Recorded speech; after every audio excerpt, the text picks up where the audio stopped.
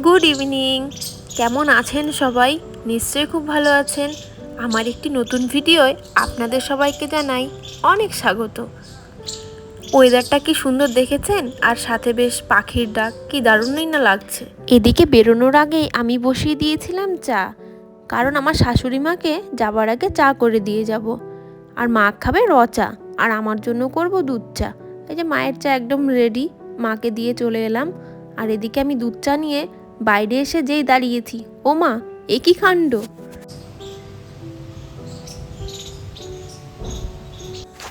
বেশ জোরে বৃষ্টি শুরু হয়ে গিয়েছে, আর এদিকে কিন্তু ভালোই হাওয়া বইছিল। আমি তো ভাবছি যে এবার কি যেতে পারবো। আর আকাশে দেখুন, কালো মেঘগুলো কি দারুণ লাগছে দেখতে। এই আকাশে মেঘ উড়ে যাওয়া আমার মনে হয় কম বেশি সবাই দেখতে খুব পছন্দ করে। আমি তো ওদেরকে এভাবে দেখছি আর ভাবছি, ইস, ওদের যদি একটু ধরতে পারতাম, কি দারুণ লাগছে।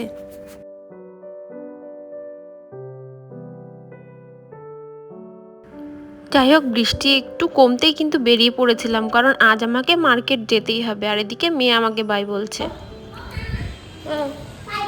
By bye. Bye by.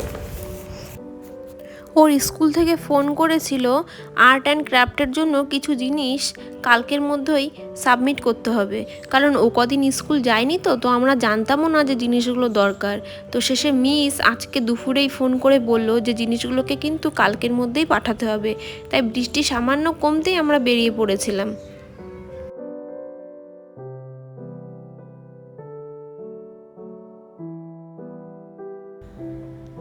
বেরোনোর সময় ব্যাপারটা বেশ ভালোই লাগছিল, হালকা হালকা বৃষ্টি।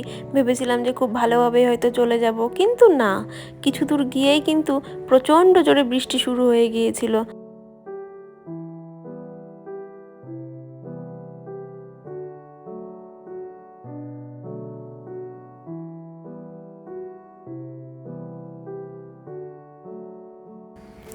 যাই হোক, আজকে কিন্তু আমাদের বৃষ্টি মাথায় করেই বাদবাকি সব কাজগুলো কমপ্লিট করে নিয়েছিলাম, এবং তারপরেই চলে এলাম আমার মেয়ের সেই আর্ট অ্যান্ড ক্রাফটের জিনিসগুলো।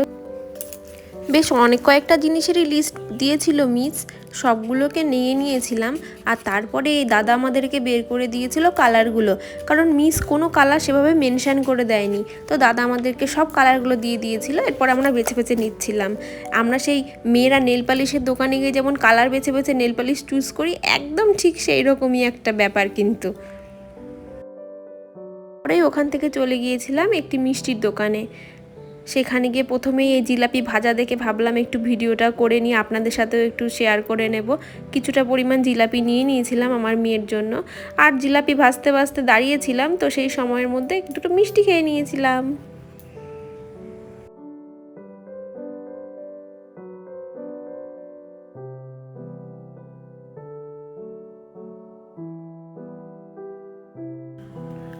কথায় বলে জিলাপির নাকি আড়াই প্যাচ, কিন্তু আজ পর্যন্ত আমি কিন্তু কোনো জিলাপিতেই আড়াই প্যাচ দেখতে পাইনি, অনেকগুলো করে প্যাচই দেখতে পেয়েছি। আপনারা যদি দেখে থাকেন আমাকে জানাবেন যে হ্যাঁ দেখেছেন। তো এই যে কিছুটা পরিমাণে জিলাপি নিয়ে বাড়িতে চলে এসেছিলাম।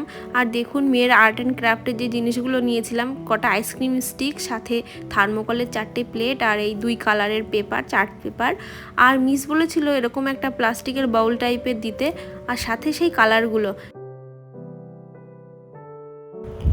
ঠিক কতগুলো কালার লাগবে সেটাও জানা ছিল না, তো আমি এই 8টা মতো কালার নিয়ে এসেছিলাম। যা লাগবে লাগবে, যদি বেশি লাগে মিস হয়তো আবার জানিয়ে দেবে। তাছাড়াও আসার সময় কিন্তু আরেকটা জিনিস নিয়ে এসেছিলাম সবার জন্য, সেটা হলো এই যে বিরিয়ানির প্যাকেটগুলো।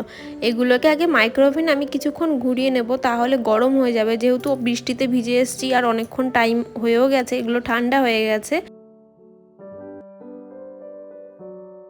যাই হোক, আমার এই ব্লগ ভিডিওটি আপনাদের কেমন লাগলো অবশ্যই জানাবেন, এবং লাইক কমেন্ট শেয়ার করতে কিন্তু ভুলবেন না। আর এদিকে দেখুন, আমি বিরিয়ানিগুলো সবার জন্য সার্ভ করে নিচ্ছি।